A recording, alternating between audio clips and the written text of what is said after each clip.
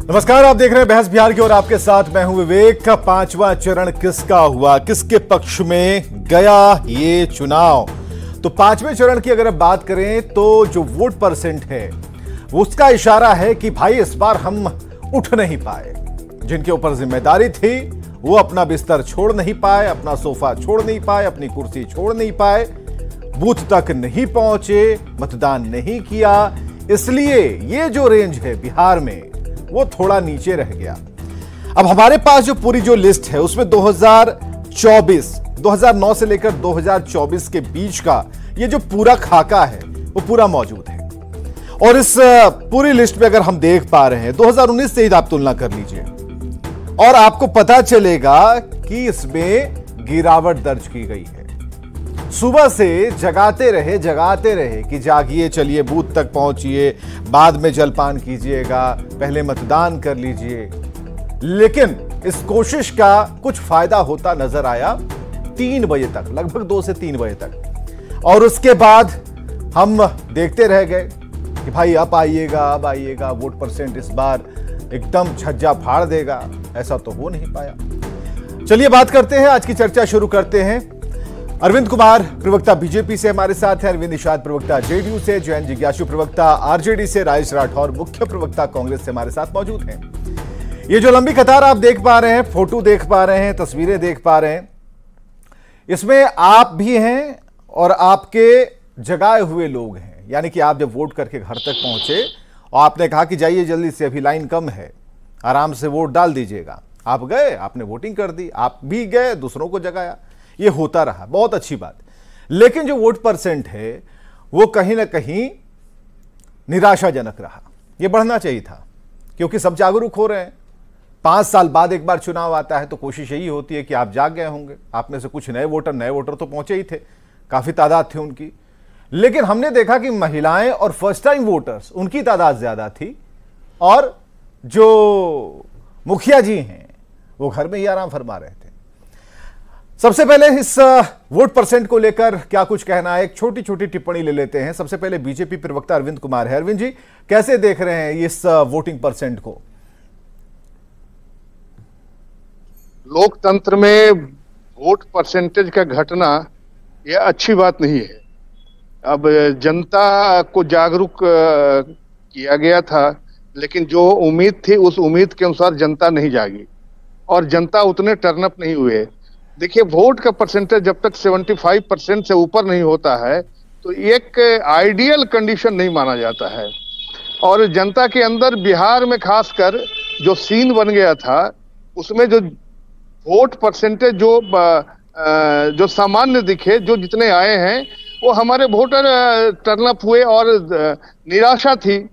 जो अपोजिशन था, इंडी कैंडिडेट थे, कितनी आशा है? ठीक है, कैंडिडेट को ये जो देखकर मतदान का जो प्रतिशत है इससे देख के तो निराशा है, हमें भी है, आपको भी है। लेकिन आपकी आशा कितनी बढ़ी है या फिर आप भी निराशा में ही डूबे हुए हैं? विवेक जी, इस अभी जो चुनाव हुए हैं, जितने चुनाव हुए हैं उसमें खाता नहीं खुलेगा। अगर कहीं कुछ मार्जिनल में पहुंच जाएंगे तो ये उनके लिए उपलब्धि होगी। इसमें हम कहीं कोई डाउट नहीं है। हमारा जो वर्कआउट किया हुआ है वो 5 साल का वर्कआउट किया हुआ है, कोई 1 साल का वर्कआउट नहीं है। हम काम करते हैं, काम के आधार पर वोट हमें मिल रहा है, हम संतुष्ट हैं। और प्रधानमंत्री को लोग सुनने के लिए, देखने के लिए, उनकी बातों के अमल करने के लिए इस संख्या में जुट रहे हैं। इससे स्पष्ट लगता है कि बिहार में हम 40 की 40 सीटें निश्चित तौर से हम एनडीए की झोली में जाएगी, ये हमारा विश्वास है। ठीक है, जयंत जिज्ञासु प्रवक्ता आरजेडी से, क्योंकि जानना सभी पार्टियों से जरूरी है कि पांचवा चरण किसका है। उससे पहले जो वोट परसेंट है वो किसे आशा दिखा रहा है और किसे निराशा जैसा भाव जिसके मन में पैदा हो रहा है, हमें जरा ये जानना जरूरी है। आरजेडी क्या सोचती है? जयंत, ये तो निश्चित तौर पर एक चिंताजनक बात है और वोटर जागरूकता अभियान सरकार के स्तर पर भी और राजनीतिक दलों के स्तर पर भी लगातार चलाया जाता रहा है। पर अगर ऐसा नहीं हो पा रहा है, एक वजह तो मैं ये भी मानता हूँ कि हालांकि वो कोई बड़ी वजह नहीं होनी चाहिए, 5 साल में एक बार लोग इसका प्रयोग करते हैं, कहीं कहीं कटनी का भी समय था जहां देर से गेहूं की बुआई हुई, लेकिन अधिकांश जगहों पर तो वो हो चुकी है। लेकिन इस तपती दोपहरी में लोग नहीं निकल भी पाते थे, तब भी शाम तक तो आ ही जाते थे। और कई जगह ऐसा भी सुनने में आया कि जैसे सारण में, कि भाई वहां तो प्रत्याशी के साथ भी कोई अच्छा व्यवहार नहीं हुआ। वहाँ जो भी राजेंद्र प्रताप रूडी जी के समर्थक थे, एक बूथ की बात में बात करूं, और जो मतदाता लाइन में लगे हुए हैं उनको भी निराश होकर लौटना पड़ा वोट नहीं डालने के लिए। ठीक इन सब के इतर जहां 5 चरणों के 5वें चरण में जो 5 सीटों के चुनाव हुए हैं, हम आशान्वित हैं कि हम बेहतर प्रदर्शन करेंगे। आप कह रहे हैं बेहतर करेंगे, बीजेपी कह रही है कि 41 भी सीट नहीं आपकी तो जमानत जब्त हो जाएगी। तो इस कंडीशन में किसे सही माने किसे गलत? और अब तक का जो रेशियो रहा है, अब तक के चुनाव हमने देखे हैं कि बम्पर वोटिंग होती है तो फायदा किसे होता है, नुकसान किसे होता है। तो ये सारी चीजें क्या भूल करके उन्हीं बातों पर ध्यान दिया जाए जो आप लोग कह रहे हैं?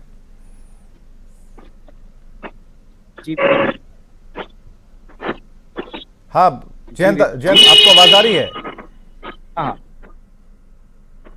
आप कह रहे हैं कि किन बातों पर ध्यान दिया जाए कि वोटिंग परसेंटेज थोड़ा नहीं, हमारा ये कहना है कि बीजेपी कह रही है कि 40 में 40 नंबर आएंगे, आप कह रहे हैं कि हम पहले से बेहतर होंगे। तो बेहतर वाले को माने या फिर जो कह रहे हैं कि नहीं शुरू से जो कह रहे हैं 40 में 40 हमें मिलेगी? नहीं, वो तो ये पता नहीं। एक चार्ल्स डिकेंस ने नॉवेल लिखा था ग्रेट एक्सपेक्टेशंस। अब इनकी अगर इतनी बड़ी अपेक्षा है जनता से तो इन्हें मुबारक, लेकिन हम तो जहां जहां जनसंपर्क किए हैं, जनसभाओं में शिरकत की है और लोगों का मिजाज जानने की कोशिश की है, कोई भी अपने स्थानीय सांसद से मुतासिर नहीं। सबकी अपनी शिकायतें, और नरेंद्र मोदी के चेहरे भी अब वह असर नहीं डाल पा रहे हैं। कई जगह तो प्रत्याशी भी आप देख रहे हैं, महाराष्ट्र की जो थी निर्दलीय, पहले बीजेपी से लड़ रही हैं राणे, वो भी करे भाई कोई मोदी वोदी की हवा नहीं है, आप लोग काम करो जाके। तो सब जगह यही हाल। और 40 में 39 सीट एक बड़ी ताकत बिहार के लोगों ने दी। बिहार के लिए क्या किया है, अभी मैं आ रहा था पाटलिपुत्रा से जनसंपर्क करते हुए, तो पता चला आपके डिबेट में मैं हिस्सा ले पाऊंगा कि नहीं। तो एक जगह जब हम भुंजा खा रहे थे तो मैडम ने कहा कि अब फिर आ रहे प्रधानमंत्री। बाप रे बाप, इतना कहीं प्रधानमंत्री आता, क्या करने आते हैं? पहले गांधी मैदान में एकाध सभा हो जाती थी तो पूरे बिहार में संदेश चला जाता था कि प्रधानमंत्री जी आए हैं, और उससे उनके तमाम प्रत्याशी लाभान्वित हो जाते थे। आपने बताया नहीं कि उन्हें आपने बताया नहीं कि दिवंगत सुशील कुमार मोदी जी को श्रद्धांजलि देने आ रहे हैं? वो तो ठीक है, उसका तो सम्मान है। अगर सिर्फ वही ये मैसेज देना चाहिए था ना आपको, और उनके व्यक्तित्व परिपक्व राजनेता आपको ये मैसेज देना चाहिए था, भले आरजेडी के, लेकिन आपको बताना चाहिए था कि प्रधानमंत्री क्यों आ रहे हैं। और मुझे बहुत दुख के साथ कहना पड़ता है कि जीवित शरीर के साथ तो गरिमापूर्ण व्यवहार होना ही चाहिए, लेकिन जो गुजर गए उनके गुजरने की खबर पर भी नियंत्रण है। अटल जी की मृत्यु को की पुष्टि 2 दिन बाद कराते हैं ये लोग, क्योंकि स्वतंत्रता दिवस। अरविंद निषाद है प्रवक्ता जेडीयू से, ठीक है, टॉपिक चेंज हो जाएगा ना, टॉपिक बता विषयांतर हो जाएगा, इसलिए हम जरा रिवर्स गियर लगा रहे हैं। अरविंद निषाद प्रवक्ता जेडीयू से आ रहे हैं और हमें लगता है कि खुले में बैठे हैं। अरविंद कुमार जी प्रवक्ता बीजेपी के खुले में बैठ गए हैं, इसलिए आवाज इधर से गाड़ियों की आ रही है। हम लोग सिर्फ और सिर्फ काम के आधार पर, मुद्दे के आधार पर कैंपेन लाइन को अपना एकदम, जिन्हें मौका मिला वो अगर कहें कि काम के आधार पर हमें वोट मिलना चाहिए तो एक बात, जिन्हें मौका नहीं मिला है वो भी कह रहे हैं कि हमारे काम के आधार पर, तो ये एक बड़ी बात होने की सलाहियत रखती है बिहार। ठीक है। अरविंद निषाद प्रवक्ता जेडीयू से। सबसे पहले तो विवेक जी, आज मतदान में जिन्होंने हिस्सा लिया है उनको मैं शुभकामनाएं देता हूं, उनको बधाई देता हूं कि इस लोकतंत्र के महापर्व में अपना योगदान कर देश समाज को समृद्ध बनाने में अपनी महत्वपूर्ण योगदान दिया है।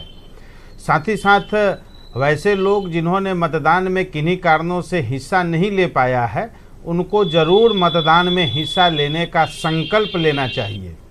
दूसरी बात, अब तक हुए 5 चरणों के चुनाव में जो रिपोर्ट आ रहे हैं, जो हम लोगों के पास सूचनाएं आ रही हैं, उस सूचना के आधार पर मैं आपको और दर्शकों को यह आश्वस्त कर देना चाहता हूं कि हम सभी सीटों पर चुनाव जीत रहे हैं। पहले 19 लोकसभा क्षेत्रों में चुनाव हुए थे और आज 19-5 मिलाकर के 24 होता है, और इस 24 क्षेत्रों में हम भारी मतों के अंतर से एनडीए के सभी उम्मीदवार जीतने का मैं दावा कर रहा हूं और जीत रहे हैं, क्योंकि हम लोगों ने लगातार जनता से जुड़ करके काम किया है। चाहे वो बिहार की सरकार हो या भारत की सरकार हो, जिस प्रकार से बड़ी संख्या में प्रदेश की महिलाओं ने मतदान में हिस्सा लिया है, यह मतदान में स्ट्राइक रेट को प्रदर्शित करता है। आपका स्ट्राइक क्या रहेगा? के स्ट्राइक,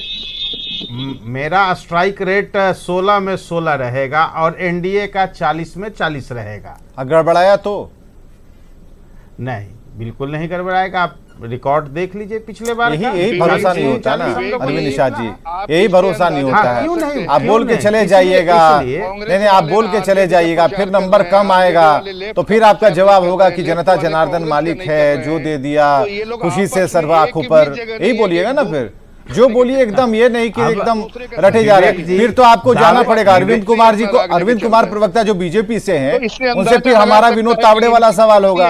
अब विनोद तावड़े जी को क्या 40/40 पर भरोसा है कि 40 जीत लेंगे? अरविंद जी जरा बताइएगा, विनोद तावड़े जी का बयान जरा याद कीजिए। क्या? नहीं, विनोद तावड़े जी 40 में 40 की बात कह रहे हैं क्या? अभी उनका भी तो गुणागणित है, बड़े रणनीतिकार हैं वो। नहीं, देखिए हमारी अपेक्षा 40 की है, 40 से नीचे नहीं है। अपेक्षा पर आए आप लोग। 39 तो हम पहले ही थे। हाँ। और 40 की हमारी अपेक्षा है। अच्छा, चाहिए 40? अच्छा, नहीं चाहिए 40 नहीं, हमारा जो वर्कआउट किया हुआ है अलायंस के साथ एनडीए, वो 40 सीट के लिए किया हुआ है। चुनाव आने दीजिए ना, 4 जून को पता चलेगा। देखिए जनता विकास चाहती है। आपने विवेक जी मुझे बीच में ही रोक दिया था। मैं महिलाओं का स्ट्राइक रेट मैं महिलाओं का बता रहा था।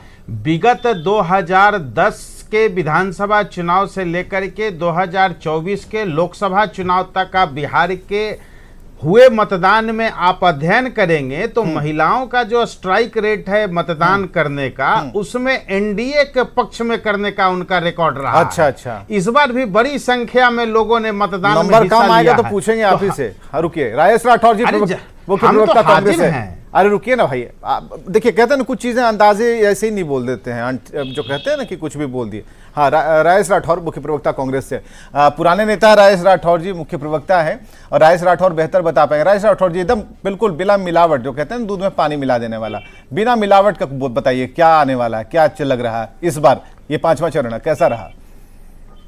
देखिए, राजनीतिक विश्लेषक हम होते तो निश्चित तौर पे हमारे फिर पार्टी का इंटरनल सर्वे रहता है, बहुत मजबूती से आप लोग करवाते हैं। मैं वही कर रहा हूँ, बड़ी निष्पक्ष रूप से मेरी बात को मानी जाती है, क्योंकि हम राजनीतिक दल के मुख्य प्रवक्ता हैं, तो कहीं न कहीं जनता और आप और हम उस भाव को जानते हैं। एक तो सबसे बड़ी बात है कि चुनाव में जो मतदान होता है उसके प्रतिशत कम रहते हैं। निश्चित तौर पे एक चिंता का विषय है कि 54%, 58%, 60% पोलिंग होती है, तो बाकी 40% लोग कौन है जो पोल नहीं करते? क्या सरकार और चुनाव आयोग की जिम्मेदारी नहीं बनती कि हम उन तक पहुंचे कि आप मतदान क्यों नहीं करते? हर बार होता है विवेक जी, हम थोड़ा राजनीति से अलग हटकर बात करते हैं कि मतदान के प्रतिशत पर लाभ और हानि की हम जरूर बात करते हैं, ठीक है, हम करेंगे भी, अपने पक्ष की बात करेंगे, इनके विपक्ष की बात करेंगे, लेकिन वह 100 में 42 कौन है जो मतदान नहीं करते और क्यों नहीं करते? यहां तक सरकार और चुनाव आयोग ने पहुंचने की जरूरत क्यों नहीं की?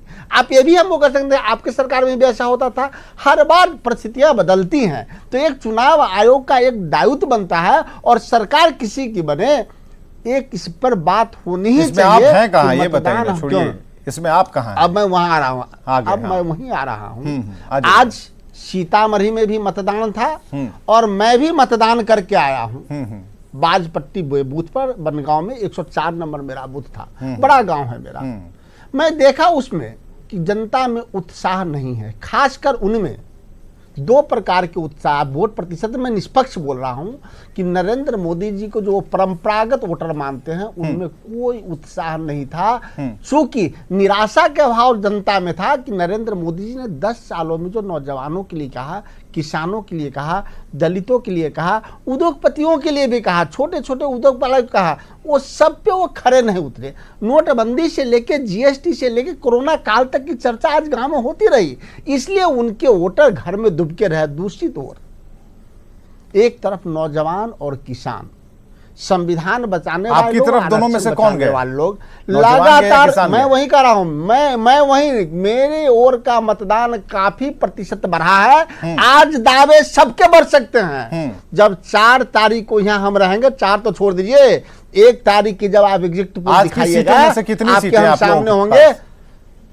भाजपा के साथ कौन सीट जीत रहा है दावे के साथ? पटना के बारे में मैं कहता हूं, पटना ऐसा इनका सुरक्षित सीट, हम 2 लाख से हराएंगे। कौन सीट जीत रहे हैं वो तो बढ़ा है, ये कोई सीट जीतने नहीं जा रहा है। मुंगेरी लाल के हसीन सपने इनके इस बार चकनाचूर होंगे, क्योंकि जिस तरह नरेंद्र मोदी जी ने जनता के सपना को चकनाचूर किया है, वो नोटबंदी से लेकर काले धन। चलिए, अपने दावे हैं, 5वां चरण किसका है ये चुनाव के बाद पता चलेगा। लेकिन आप देखिए कि कॉन्फिडेंस और एक ओवर कॉन्फिडेंस, 2 तरह की धाराएं बह रही हैं, लेकिन आम जनता को पता है कि क्या होना है। इस बीच एक खबर आ रही है, बहुत बहुत शुक्रिया आप सभी का जो हमारे साथ जुड़े हुए थे, लेकिन एक खबर को जानना जरूरी है कि प्रधानमंत्री नरेंद्र मोदी लोकसभा चुनाव के दौरान 7वीं बार बिहार दौरे पर पहुंचे हैं और पटना पहुंचने के बाद प्रधानमंत्री सबसे पहले दिवंगत सुशील कुमार मोदी को श्रद्धांजलि देने उनके राजेंद्र नगर स्थित आवास पहुंचे।